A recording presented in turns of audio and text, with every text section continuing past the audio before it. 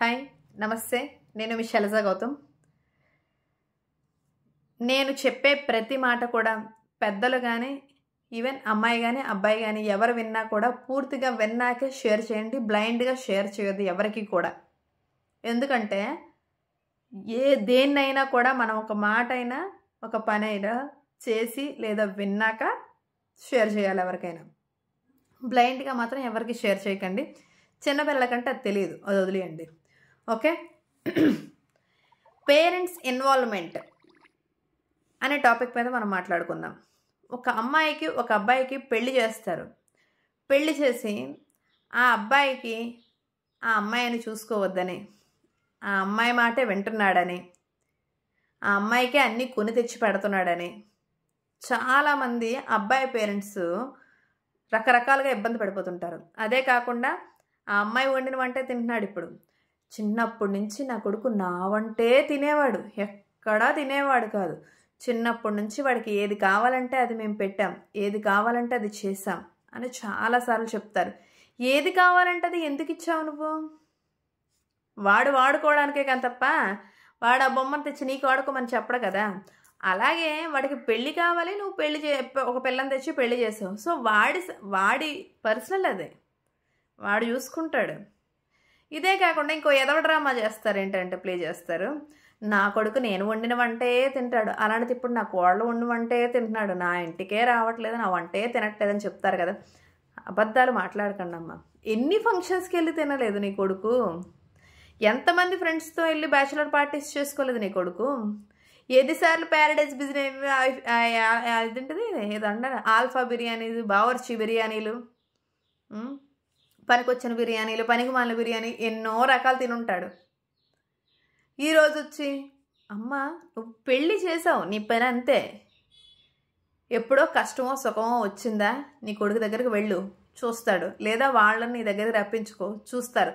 అంతేగాని తప్ప వాడికి పెళ్ళయి పిల్లల కన్నాక కూడాను నీ మాటే చెల్లాలి, నీ మాటే నెగ్గాలి అంటే ఒట్టి మాట, అది జరగదు. అలాంటిది నువ్వు చేయకూడదు కూడాను. నువ్వు అంతలా నీ దగ్గరే ఉంచుకోవాలి, నీ మాటే వినాలి, నీ పక్కన ఉంచుకొని నీ కొడుకుని నీ మాటే వినేలా చేసుకోవాలి. ఇంకొక అమ్మాయి వైపు వెళ్ళకూడదు, వాడి పిల్లల్ని కనకూడదు, వాడి పిల్లలతో వాడు సరదాగా తిరగకూడదు. సినిమాకి వెళ్తారు, వెళ్ళకుండా ఎవరు ఉంటారు? నీ మొగుడితో నువ్వు సినిమాకి పోలే? నీ మొగుడితో నువ్వు బయటకు తిరగలే? నీ మొగుడు కూడాను ఒకప్పుడు వాళ్ళ అమ్మ వండేవంటే తినేవాడు కదా. మరి నీ వంటకి ఇప్పుడు అలవాటు పడిపోలా? ఎందుకు ఆలోచించట్లేదు? ఎందుకు ఆలోచించకుండా ఒక అమ్మాయిని నువ్వు నిందించడం చాలా తప్పు. ఇంకొక విషయం ఏంటంటే, నీ కొడుకు ఆ అమ్మాయిని ఎంతలా చూడాలి చెయ్యాలి అనుకుంటాడో ఆ అమ్మాయి కూడాను అట్ ద సేమ్ టైం వాళ్ళ పేరెంట్స్ని విడిచిపెట్టి ఆ అబ్బాయి కోసమే వచ్చినప్పుడు ఆ అబ్బాయి కావాలనుకుంటుంది. సెకండరీ, మిగిలినంతా అత్త మామ ఆడపడుచులు అన్నదమ్ములు ఇవన్నీ సెకండరీ వెళ్తాయి. వాళ్ళమ్మ వాళ్ళ నాన్నగారు కూడా సెకండరీ ఆ అమ్మాయికి, ఆ హస్బెండే మెయిన్. సో మీరు ఇష్టానుసారం మాట్లాడేసి చేసేసి ఆ అమ్మాయిని వాడుకు దబ్బాలనే ప్రయత్నాల్లో ఉంటే కనుక దయచేసి అలాంటిది డిలీట్ చేసేయండి. ఓకే, ఇక్కడ ఆ అబ్బాయి కూడాను తెలుసుకోవాలి. ఏంటి, ఆ అమ్మాయి నన్ను నమ్మి వచ్చింది, నన్ను నమ్మి నాతో తాళి కట్టించుకున్నప్పుడు ఆ అమ్మాయిని నేను చక్కగా చూసుకోవాలనే అభిప్రాయం ప్రతి అబ్బాయికి కూడా ఉండాలి. అలాంటప్పుడు భేదాభిప్రాయాలు, గొడవలు రావని నా ఆలోచన. గొడవలు వస్తున్నాయి అంటే, ఒకవేళ నీ కొడుకు నీ కోడల మధ్య గొడవలు వచ్చాయనుకో, నువ్వు వాళ్ళకి సమర్థవంతంగా నీ కొడుకు ఎంత బాగుండాలా అనే దాని గురించి మాత్రమే నువ్వు ప్రయత్నించు. అంతేగాని తప్ప వాళ్ళిద్దరు గొడవలు అయిపోతున్నాయి, పడగొట్టేద్దాం అలాంటి చెత్త అభిప్రాయాన్ని తీసేయి. వాడు ఎలా సంతోషంగా ఉంటాడో దానికోసం మాత్రమే పాల్పడు. ఒకవేళ వాళ్ళిద్దరూ సంతోషంగా ఉన్నారు, తిరుగుతున్నారు, చేస్తున్నారంటే అది నీకే గౌరవం, నీ జీవితానికి ఒక గౌరవాన్ని ఇచ్చినట్టే వాళ్ళు. ఎందుకు అంటే, నిన్ను చూసినా చూడడం అవన్నీ పక్కన పెట్టు, నీ కొడుకుకి సక్రమంగా చూసుకొని సంతోషంగా చూసుకోగలుగుతుందంటే ఆటోమేటిక్గా నీ గౌరవాన్ని నిలబెట్టినట్టే. నువ్వు ఒక్కసారి ఆలోచించి యోచన చేసి నిర్ణయం చేసుకో తల్లి, అది అత్తగారైనా మామగారైనా. ఇది సామాజిక జీవితం గురించి నేను చెప్తున్నాను, ఎవరింట్లోనో చాలామంది ఇళ్లలో జరుగుతున్నది ఇది. ఇంకొకటి, అబ్బాయి విషయానికైతే అక్కడితో ఆగేద్దాం, అమ్మాయి విషయం గురించి మాట్లాడుకుందాం. అమ్మ, నువ్వు నీ ఇంటి నుంచి అష్టలాంఛనాలతో నీకున్న తాహత్తుతో కట్టకానుకలు ఇచ్చి చక్కగా అంగరంగ వైభవంగా పెళ్లి చేసి కూతుర్నైతే అత్తవారింటికి పంపించేశావు. నీకు ఫోన్ చేయొద్దు అనట్లేదు, ఫోన్ చెయ్యి. ఎంతవరకు అమ్మ తిన్నావా ఉన్నావా లేచావా అంతవరకే కానీ తప్ప మీ ఆయన ఏమైనా అంటున్నాడా, మీ ఆయన ఏమైనా కొన్నాడా, మీ ఆయన ఏమైనా పెట్టాడా, పనికి మాలది పనికొచ్చింది అంతవరకు మీరు మాట్లాడకండి. మీకేంటి అవసరం? తను తిన్నదా ఉన్నదా క్షేమంగా ఉన్నదా అంతవరకే మీ బాధ్యత. ఎవరింట్లో పరిస్థితి ఒకరింట్లో పరిస్థితి ఇంకొకరికి ఉండదు. నీ ఇంట్లో డబ్బు ఉందని ఇంకొకరు డబ్బు ఉండకపోవచ్చు, నీ ఇంట్లో డబ్బు లేదని ఇంకొకరు డబ్బు ఉన్నదనుకో వాడు చూసుకుంటాడు, వాడు పిల్లాన్ని చూసుకుంటాడు, వాడు పిల్లల్ని చూసుకుంటాడు చాలా ప్రేమగా. గట్టిగా మాట్లాడితే 10 రోజులు అల్లుడిని కరెక్ట్గా దేకలేరు ఎవరు. అంటే కరెక్ట్గా అంటే ఒక చిన్న ఇబ్బంది కూడా రాకుండా ఒక 10 రోజులు కూడా చూసుకోలేరు అల్లుడిని. కానీ ఈడు కూతురు మాత్రం జీవితాంతం వాళ్ళ ఇంట్లో హాయిగా సంతోషంగా ఉండిపోవాలని ఎక్స్పెక్ట్ చేస్తుంటారు చాలామంది పేరెంట్స్, అమ్మాయి పేరెంట్స్ మాత్రం.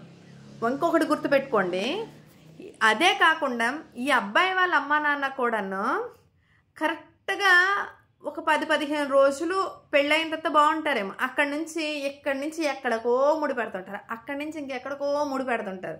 ముడిపెట్టి ఇలా చిక్కులు చేసి దాన్ని విడగొట్టడానికి మేమే ప్రయత్నిస్తున్నాం అంటూనే తెంపేస్తుంటారు వాళ్ళ బంధాలని. చిక్కులు పెట్టడం ఫస్ట్ మానేయండి అబ్బాయి వాళ్ళ పేరెంట్స్. అమ్మాయి వాళ్ళ పేరెంట్స్ ఏంటంటే మీరు మాట్లాడండి, కానీ ఎంతవరకు మీకు అవసరమో అంతవరకే మాట్లాడండి. వాళ్ళ జీవితానికి బాగుండవలసిన విషయాలు మాత్రమే మీరు మాట్లాడండి. ఆ అబ్బాయి ఇంటికి వస్తే మీ అమ్మగారు మీ నాన్నగారు అంతే అలాగే మాట్లాడుతుంటారు నాన్న, అలాగే చేస్తుంటారు నాన్న, పనికి మాలినవి నాన్న, పనికి మాలినవి చెత్తవి ఇవన్నీ పెట్టకండి అమ్మా. మీరు అల్లుడు వచ్చిన తర్వాత ఆ 5-10 రోజులు మీరు ఎలా చూడాలో అలా చూడండి అమ్మ, చాలు. అధిక ప్రసంగాలు, అధిక తెలివితేటలు, అధిక సలహాలు ఇవ్వకండి. ఏ పేరెంట్స్ కూడా ఏ అల్లుళ్ళకు కూడా ఇవ్వకండి అలాంటి సలహాలు. వాళ్ళ జీవితం వాళ్ళు సాగుతారు. లేదు వాళ్ళు చూడలేరంటే నీకు చూసే సత్తా ఉందా అప్పుడు మాట్లాడు. నీకు చూడటానికి నీకే ఎండిపోయింది, ఇంకొకటికి ఎందుకమ్మా సలహాలు ఇచ్చేస్తావు?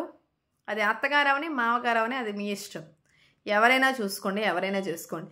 ఇది జీవితంలో ప్రతి ఒక్క అమ్మాయి అబ్బాయి విషయంలో తెలుసుకోవాల్సింది ఖచ్చితంగా ఇది ఉంటుంది. ప్రతి ఒక్క ఇంట్లో సమస్య ఉంటుంది, ఇది గుర్తుపెట్టుకోండి. ఏ అమ్మాయి అవని ఏ అబ్బాయి అవని ప్రతి ఇంట్లోన సమస్య ఉంటుంది. సమస్య లేని ఇల్లు అంటూ ఉండదు, చావు లేని ఇల్లు అంటూ ఉండదు, గుర్తుపెట్టుకోండి. అంతేగాని తప్ప నాకు సమస్య వచ్చిందని ఊరు మీద పడి ఏడవడం అలాంటివి అయితే చేయకండి. ఇంకొక విషయం, ఏ పేరెంట్స్ కూడాను మీ అందరూ తెలిసినో తెలియకో నాకు తెలీదు, ఏ అమ్మాయికి ఏ అబ్బాయికి పెళ్లి చేసినా కూడా వాళ్ళు సంతానం తొందరగా అయినా లేటుగా అయినా ఎవ్వరూ ఏమీ అనకండి. వాళ్ళు సంతానాన్ని సంతానం కలిగిన తరువాత వాళ్ళకి ఒక్క మాట మాత్రం చెప్పండి. పిల్లలు పడుకోబెడతాం కదా మనం పిల్లల్ని, ఏం చేస్తాం? వాళ్ళు లేచిపోతారేమో అని పిల్లి నడకలు వేసుకుంటూ ముందుకు వెళ్తూ ఉంటాం.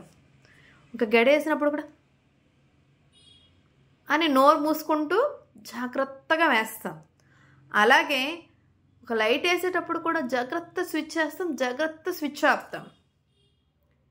చాలామంది ఎందుకు వాళ్ళకు లేచారనుకో నీకు వాయింపు అయిపోద్ది అనమాట. నీకు వాయింపు ఫుల్ గట్టిగా అవుద్ది, ఎందుకంటే నీకు నిద్ర ఉండదు.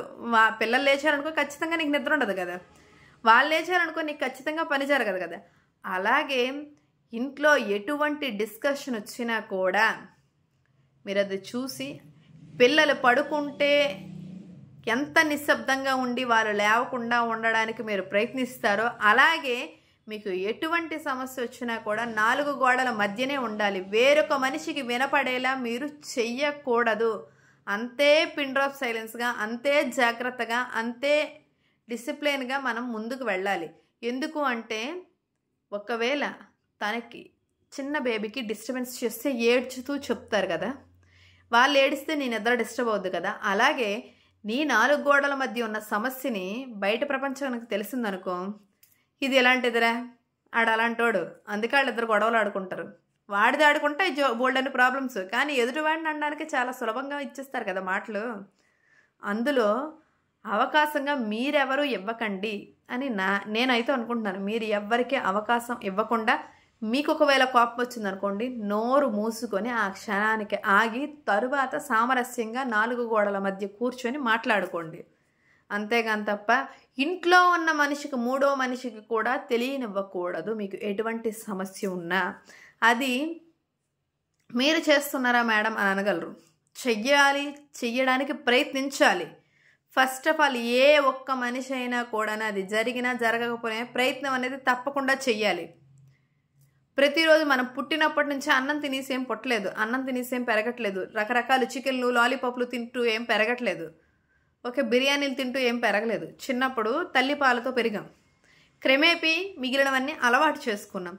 అలాగే ఏదైనా మనం చెయ్యాలి అనుకునేటప్పుడు సాధన ప్రయత్నం అనేది ఖచ్చితంగా చేస్తే ఆటోమేటిక్గా మిగిలినవన్నీ మారడానికి మనకి ఆస్కారం ఉంటుంది. అదే కాకుండా మనకి సృష్టికర్త శివుడాజ్ఞ లేనిదే చీమైనా కుట్టదు అంటారు కదా. ఈ విషయం మీరు ఈరోజు విన్నారంటే అది శివుడాజ్ఞతోనే విన్నారేమో.